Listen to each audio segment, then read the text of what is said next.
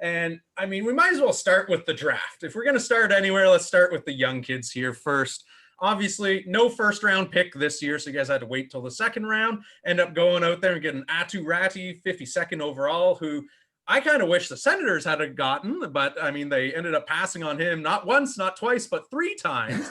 And I mean, before the COVID shortened season and all of that ended up happening, like this was a guy who they were legitimately talking about as a potential top overall pick here. And like, maybe just give me a sense of why you think his draft stock fell leading up to the draft and maybe what he still needs to do to get NHL ready, because the Islanders have already obviously sent him back home to get another year of seasoning under his belt. Yeah. So the last time a single team passed on one player the Islanders drafted 3 times, it was Matthew Barzal and the Boston Bruins. So I'm hoping the same theme repeats itself again here. But with Raty, the issue when it came to the draft was more of a mental issue necessarily, where this kid, like you said, was projected to go not only in like the top 10 or the top end of the first round, but like first overall 2 years before his draft, right? Mm-hmm. This is going to be first overall pick. And you're going, how the hell does a guy go from first overall to 52nd overall? And it was more of a mental issue. The flaws in this kid's game aren't there. Mm-hmm. There's no flaw in this kid's game. Even at camp now, Barry Trotz said, this kid plays a North American game. He sees the ice well. His IQ is off the charts. He plays a physical game. He'll be fine in North America already. The only reason he's gone back to Kärpät is just because they already had him signed to a 1-year contract. So he's got to see that out. There's some weird transfer rules that maybe he could have stayed, but we won't get into the legality of it all.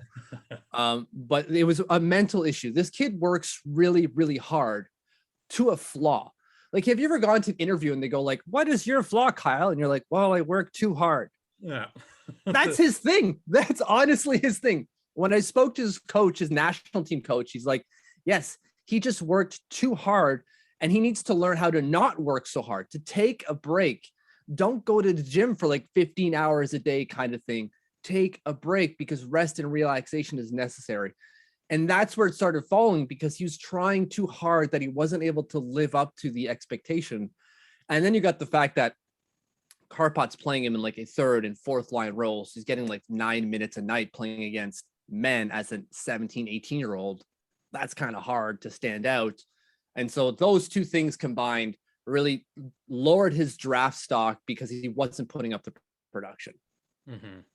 And what's maybe one area of his game that he would need to improve if he is going to crack this Islanders roster next year? Because by the sounds of it, like he was pretty close this year, but there were just, again, some transfer legalities that needed to get worked out. Still a young kid, obviously. So, and Barry Trotz isn't one to exactly hand the keys to the kingdom over to the youngsters right out of the gate there. So like, what's one area that he needs to work on outside of, maybe shutting off the lights in the gymnasium a couple hours earlier than he was before?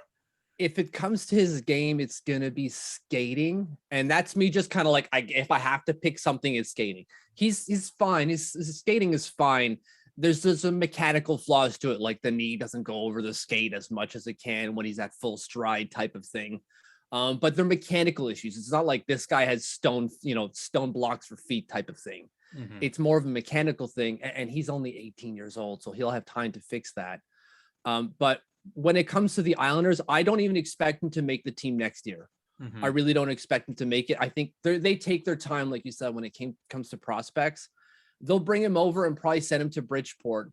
Like as it stands now, Robin Salo, another exciting prospect in the Islanders pipeline, is doing really good things at camp, but there's no way he makes the team. He could, maybe, but there's no way. He's going back to the Bridgeport Sound Tigers for the year, just like Aatu Raty will do when he gets here next year once his contract is over with Kärpät.